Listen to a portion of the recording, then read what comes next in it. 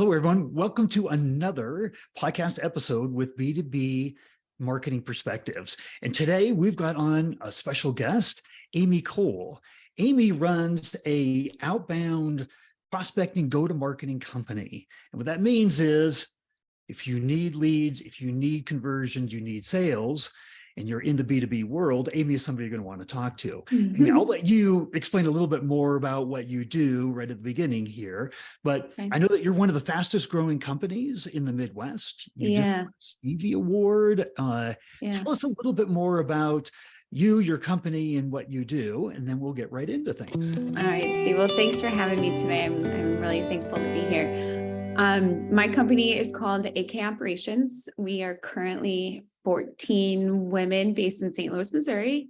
And I founded the company initially to fix a lot of the go-to-market tech stack challenges that people were having like about 6 years ago. Like HubSpot did a great job at going to market and selling to a lot of startups, but didn't really teach them well, in my opinion, how to build a program that produces pipeline. It obviously is the right tool, but it's a whole nother skill set to leverage it in meaningful ways. So the company originally started to do that. And what kind of transpired quickly after that was a way to really articulate what was producing good pipeline and making campaigns that support it too. So today we serve roughly 35 to 40 customers at any given time, and we're running full-fledged go-to-market strategies on their behalf.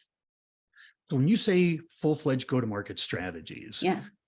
you're talking everything from I need to meet new prospects, I'm buying lists from Zoom Info and Paulo, all the way through your team is helping to set up actual meetings, demos, like that. That's the full go-to-market spectrum that you're talking about, correct? That's right. Like, so our scope is quite deep, and it's part of to really fix this problem or solve it and teach teams to swim on their own. I think I had to structure the business to carry the bulk of the scope of what it takes to go to market. The reason is if I can learn something, a fraction, significantly faster, the takeoff time for our companies is going to be a fraction of that time too. So my goal always has been to focus on first, like our SOP, like our standard operating procedure that all of my teammates deploy in every environment. And then we tweak it 20% in those 7-day sprints to dial in those nuances that are unique to each of their businesses. So we're manning these inboxes, we're prospecting each of these companies. We are inside of their emails senders as true real life inboxes, and there's no fakeness about it. Like, we're all listed as members of their team at a fractional capacity, and we're doing everything from following up with somebody when she returns from maternity leave, all the way to setting meetings for our founders or our closers, and then being the admins inside of HubSpot doing all the initial deploying of these campaigns out the gate. So it is quite deep. But it's kind of what it takes to truly solve this problem and create that blueprint for our customers long-term, long after we're gone. Well, tell us maybe a little bit about your philosophy on how do you engage these prospects, right? They're cold prospects. They don't know the company that you're representing. They don't know you, right? And you're trying to transition to they not only are engaging, they know, they're interested, and they want a conversation with the company. So from the very, very beginning, when they're a completely cold prospect, how do you warm them up? How do you create that engagement? Good question. And this is a pretty foundational principle to my company that makes us very different in the marketplace. So we initially start every relationship with a customer to understand what their ideal customer profile is. And it's not what the founder thinks it is or what the sales rep or current sales leader says it is. We typically always analyze and go pretty heavy into the closed won data. So we'll look into the pipeline and build out personas and targets, and we'll even tier out sometimes their TAM into tier 1 and 2. But the point is, foundationally, I need to understand who we're talking to first. If that is skipped, we'll produce a lot of pipeline of noise and distractions, and then it ends up being a poor representation of the program because we didn't feed it the right fuel out the gate. The second step, and very, very important to me as you, I believe passionately in serving prospects first. Like if you serve them with content and resources that will serve them, whether they do business with you or not, you're earning the right to be in their inbox. You're earning a relationship or establishing yourself as a resource to them, not just a sales relationship. So if you skip that, sales will always be difficult. It will always be more of a challenge. And you really will have to, you're forcing yourself to pull everybody into your pipeline instead of inviting them in. And I have always been on the side of sales where I prefer a consultative relationship. I don't want to close a deal that's not good for my business either.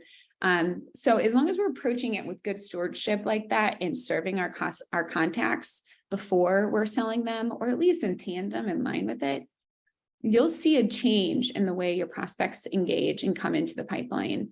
And that principle alone has landed us a lot of a strong reputation in terms of our strategy and the program that we've built, because we're caring for the entire program. Like it's not just meetings, how many meetings can I get? It's also how much can convert into meaningful pipeline that we can actually convert into revenue and extend our clients' runway, obviously. So content and targeting are the foundational principles. And without it, I hate to say it, but it's hard to sustain any sort of go-to-market strategy.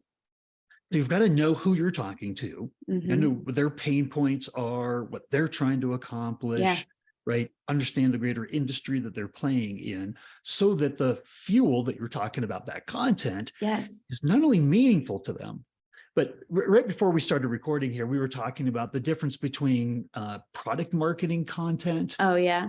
Right. And a higher level of quality content that we were talking about as thought leadership. Tell me a little bit different. What you're talking about, that introduction, that content that's educating them, is that product marketing content, or is that more on the thought leadership end? Never. It's always challenging. I shared this with you. I'll say it now that we're recording too, because I really believe it. I think a lot of times when I'm meeting our founders and our lean companies, they're comfortable talking about their product. And so a lot of times I have to convince them they don't care yet about who you are. They need to first understand what it is you do and how it serves them. So it's you are last, like this, they are first. The solution and the program essentially, or whatever you're offering is such an afterthought. They first need to even identify, is this a problem I have? Is it one worth fixing? What are other people doing that I've already solved this? And is now the time? So I have a pretty foundational like content themes that we follow when we kick off clients. And then the beautiful like strength in what ACAPS is doing is always on the ops and the rev ops side, to where I can say, hey, Steve, this is so cool. 70% of our late stage pipeline actually engaged with these two pieces, these two assets, these two blogs. So, a great one is people in HR. They love to know what their peers are doing. So FOMO pieces, like 3 companies with killer HR compliance technology. That is a highly engaged piece for a client of mine's pipeline. And then that informs our strategy back at the top of the funnel. So now I'm going to iterate on that theme and keep that theme alive and going, because I know it's converting well and supporting my pipeline. It's not all and only for marketing fluff and at bats. It helps convert and nurture too long-term. So even though those folks may be in the pipeline before they come into the pipeline after they engage with content, the content's still relevant and serves the whole cycle. So to your philosophy too, it helps change these prospecting ideas or campaigns into just true sales conversations. And without it, truth, like I said before, sales is always going to be a lot harder. And I love the consultative nurture of serving first with those key content pieces. Well, and buyers these days, the numbers are getting greater and greater amount. The research that they're doing online before they decide to talk to anybody inside of the company, right? So the marketing and that content is actually serving much, much more of a greater sales function. than they have been in the past.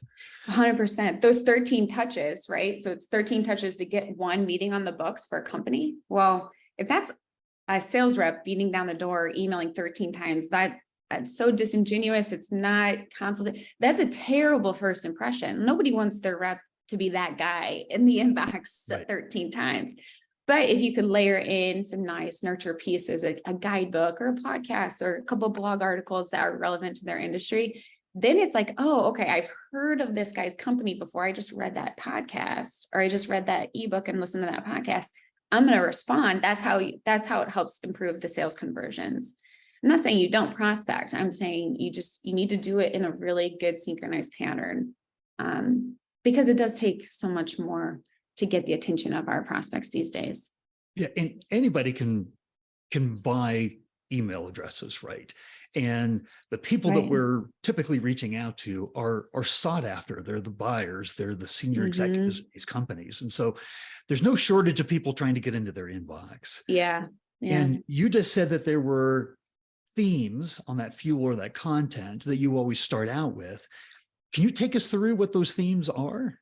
Yeah. So, and to your point too, it helps serve, you can nurture other people in the company that aren't your sales prospect. And this is where you build consensus around the content. You're building consensus for your pipeline. So the foundational themes we like to start with is the first one being the ultimate guide to, let's just say it's social selling, the ultimate guide to social selling. The next piece would be 4 ways to do social selling better on your own, kind of like a DIY piece. This is where you're giving them 4 key essential tips for them to do it all on their own, nothing to do with you. The third piece is 5 ways to determine if you need better social selling. This is how they're starting to realize, okay, this is a problem I have. This is something I don't know how to solve on my own, or I don't have capacity to solve on my own. The fourth piece is 3 companies with killer social selling strategies. And it's it's not necessarily a case study, but it's a quick story of 3 different companies. They should be a variety of different industries and, company sizes, so it can relate and be relevant. But peers like to learn from each other, and they like to know if they're falling behind or keeping up. That's one I really like to use in the pipeline that I was referring to for HR too. So pro tip, people really care about what everyone's doing in HR. And then the fifth and final piece that we usually start with, now remember, we iterate nonstop, but foundationally, these 5 themes is the ultimate buying guide. So if you're interested in social selling solutions, I'm using this as an example, of course, these are the 6 things you should really care about and evaluate hard, regardless of who you're shopping. And the reason this can sometimes be better used in the pipeline too, after a first meeting, is because now you're saying, I'm setting the standard and the tone for all the shopping this woman or man's going to do after we get off this call. And it kind of helps establish you as the best fit. And then they're going to try to find another competitor of the best, and they'll find a good, or they'll find something far outside their price point, but you set the tone, and that by giving them that resource, you now have a significant more amount of trust in your relationship for the sales pipeline. And it's interesting, just to reiterate, nothing that you just said there in those themes that you're iterating on for the content, you didn't go into features and benefits and, no, not at all. That's what the demo's for. And half the time, even then, when you're on the demo, you don't really want to talk about the features and benefits either. You're still showing how those same problems are solved, but by functionality. So yeah, it has this, once you stop talking about yourself, it's wild what you'll learn. And then again, you'll start to see the guard come down, and then the real reason why they took the call, not the surface pain that they discussed initially, but there's a bigger pain behind everyone that's opting into a demo. And it takes a really good sales rep to listen and hear what the true problem is. And they're not going to come and say, I need this one button in Salesforce that could just blah, blah, blah. That doesn't happen. It's a bigger pain. And you'll never know it if you're not listening or nurturing them into a relationship to be vulnerable like that. So before we started recording, I I teed up a question that I like to ask, and that Oh, was this idea of the fuel, the content that we're talking about on a scale of 1 to 10. yeah. 1 meaning not important at all, 10 meaning vital to the return on investment from this process. Yeah. These companies are hiring you for. Where would you put that on that scale? I put it at a 10. And the reason being is I have clear pulse on what kind of revenue we're helping our clients close and generate. When I don't, so this is not fluffy or like I'm on a content podcast, I'm going to give that answer. This is a true assessment of, 200 clients of ours. When we do have content to support the sales team, it is for a fact that we convert at a higher rate and the sales process is more streamlined and the clients or the customers are converting at a healthier pace. And it is truly because of the relationship that content helps you establish and the resource you become to your companies, to your customers. I also said this, like, I'm not naive about how difficult it is to produce content and how a lot of times we do tend to overthink it and make it very difficult when really, I think if you could voice note or voice memo from a founder, like very high level conversations, you could probably get a great ghostwriter to piece together everything that's inside his head. But when you are able to deploy really quick pieces of content, and I'm not talking about scholarly pieces either, Steve, I think we should note on this. I'm talking about like under 5-minute reads, 700 words. It should not be heavy scholarly pieces that take, 3 days or a dedicated hour of sitting time to consume. It needs to be quick, actionable. And of course, those greater pieces have function in other parts of the sales journey, but initially it needs to be very practical and simple. So like I said, I'm not naive to know that it isn't asked, but it needs to be a priority. And when it's not, you will feel it in the revenue you're able to attain for your goals. How much for your clients? How much do you help and support them in this initial round or rounds? Because there's never a stop, right, to the end of the need for the content. So how much do you actually support them with that content creation? Recently, in the last, I think over a year, I've had a woman on our team named Tina, and she does all of the ghostwriting for a lot of our founders, or she'll write on behalf of our clients. So it's where we follow those 5 themes that I discussed with you. She has a session with them, and there's different ways she has to work with all of our clients, of course, to collect a lot of the nuances and how it really resonates for the client. But we've augmented that now as a service that we add on to our scope. And it is because the clients that we've worked with together, it can be a bottleneck for sure. But it is not one that they can ignore. And by having Tina on our team, we don't just iterate the V1, the 1.0 round of content. We're then tracking it all the way through to the pipeline, like I mentioned earlier, and even customers and revenue, to go back to Tina and say, hey, I need 3 more pieces like this, or can we just try talking about bananas instead of oranges? Let's test it. See if bananas can convert like our oranges do. And then all of that data is so easy to track in HubSpot because of the infrastructure we'll build. We'll know quick. We don't have to wait 30, 60, 90 days the way, unfortunately, a lot of other marketing strategies do. We know very quickly if engagement with our marketing content's resonating. Right. And that's where you dive deeper, right? Yes. Where you find something that is engaging, a topic that's engaging. You're like, okay, let's expand on that. Let's go deeper on that. Yes. Yeah. I always say, like, the quantity goal is not always an indicator of health. That's the conversion rates that are the indicators that are most meaningful when you're going to market. And you don't really want to blow through all of your TAM because you want to hit 100 meetings. We want to go through maybe 500, 1,000 prospects, measure and execute against healthy conversion rates, and then double down. Then go back to Tina and say, hey, let's just roll with these 3 and get rid of these other 3 because they're kind of just distracting and pulling down the conversions. If we eliminate those 3 and stick to the core 3 that are converting well, now I'm ready to go. Now let me put another 1,000, 5,000 contacts into my prospect funnel and let's watch what happens.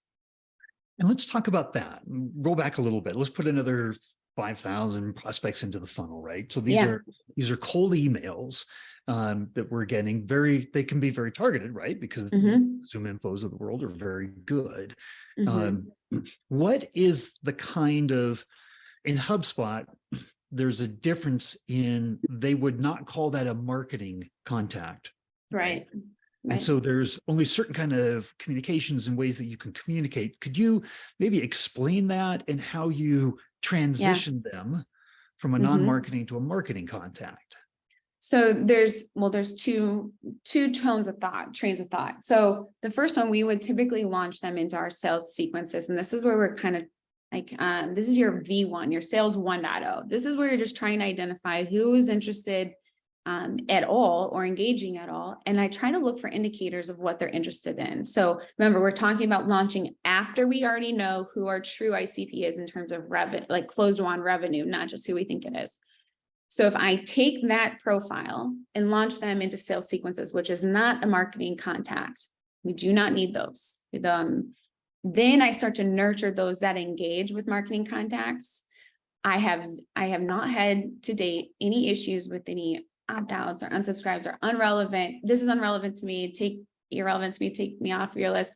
That doesn't happen because we're serving them with content that we know they need, and that serves their exact profile, industry. It supports what their role is.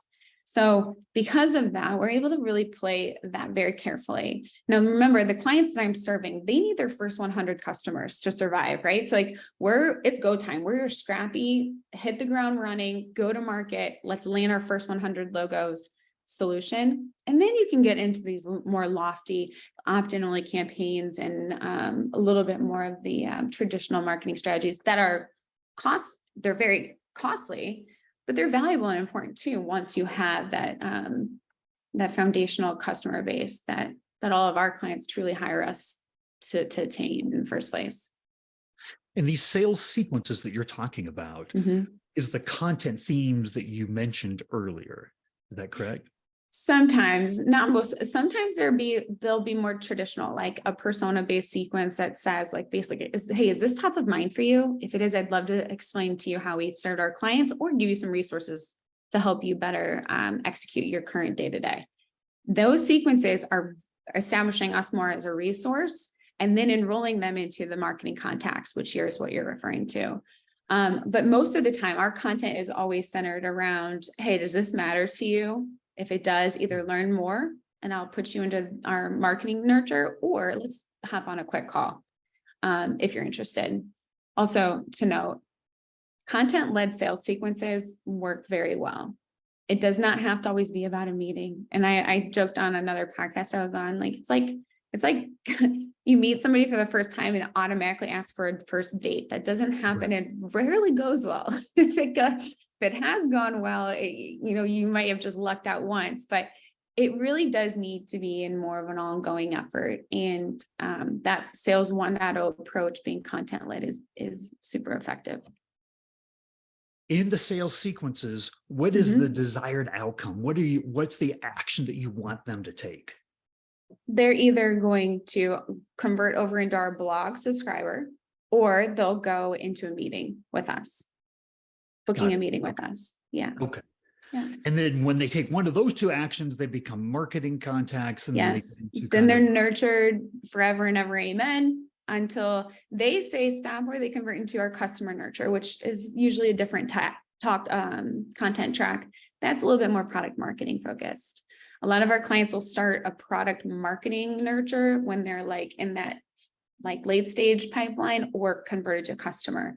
Then it's about how to use this report, new product releases, 5 ways to run your QBR using our platform. That's then the kind of marketing that you would enroll somebody into. So with somebody who doesn't know you, they're getting a sales sequence, and one of the two actions is, become a subscriber to our blog. The other is to have a conversation. You haven't developed that relationship yet. So getting that conversation that feels a little bit like dating before you really know each other, right? How successful is that? The conversion of 1.0, like that first attempt. Yeah. It works quite well. And I'll explain, like, if they do follow up, the response is what the goal is in the sales sequence. The goal isn't always meeting or subscriber. It's not always the outcome. The outcome is really just, are you interested in any capacity, one or two, or no? And a lot of times you'll get responses like, hey, yeah, this is top of mind in Q4. Could you follow up with me then? That's part of our team scope, which you and I talked about earlier. A lot of times, a founder-led sales team or a growth mode sales team will lose sight of that person. My team does not. So there's a wireframe that we put around the HubSpot environment that will make sure that we keep tabs on that woman or man that's asking for a follow-up in Q4. But the nurture track stays relevant.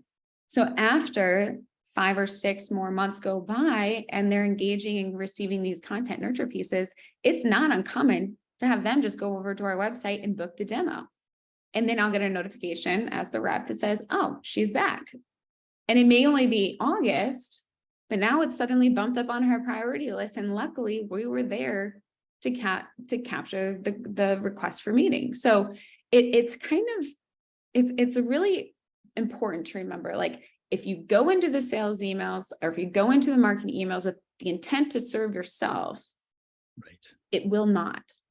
If you go into it to stay relevant, to stay a resource, and to care about their problems that they have, and if you truly actually care, it comes back, and it'll come back either in form of like the long-term nurture engagement and conversion, like that example I gave, or in Q4 when I check back in and say, hey, Steve, I hope I'm catching you at a better time. We talked in Q1.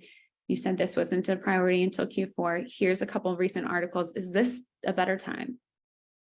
That's a way better follow-up than, hey, bumping up my email. Right. Right. And it's automated. It doesn't have to be a human being sending that email. As long as your whole company can commit to the style and the tone and the approved content that we would put into those sequences, that deploys automatically. It doesn't take somebody's brain power and a reminder on their Google Calendar to do it. It happens automatically. Well, so much information, so much great information here. If we were to wind this up and give you an opportunity to say, if I had to leave you with a parting thought, a takeaway, okay, what would it be? That's a great question. What's close to my heart right now is because I spend a lot of times with companies that are thriving and companies that are trying to survive because of the things that are happening in our macro economy and just the landscape of startups right now. It's this: if you need to stay leaner longer and you have massive growth goals to hit, the foundational pillars that you never want to skip or skimp on is going to be your operational management systems, like the system that's going to stay on top of all these contacts on your behalf through automation, content that nurtures and stays relevant, and taking care of the data. This does not have to be 3 heads, 3 full-time FTEs. This has to be a sole person as a point person for a team like mine, or somebody that can go through a quick skill set training and acquire that. You can survive longer when you do those 3 pillars correctly. So care for your automation, invest in good content, care about it, care about solving the problem, and taking care of your database, your contact database. And you'll be shocked how much it will sustain a company and extend that runway. Well, fantastic. Thank you, Amy, so much for spending your time here. No, thank you. Thanks for having me. I appreciate it. We have worked before together, and that's why I reached out to you, Amy, because you do such great work, and just congratulations on your growth and the Stevie Award and everything that you're doing for all of your clients. No, I appreciate it, Steve. Thanks for having me. It means a lot. Thank you.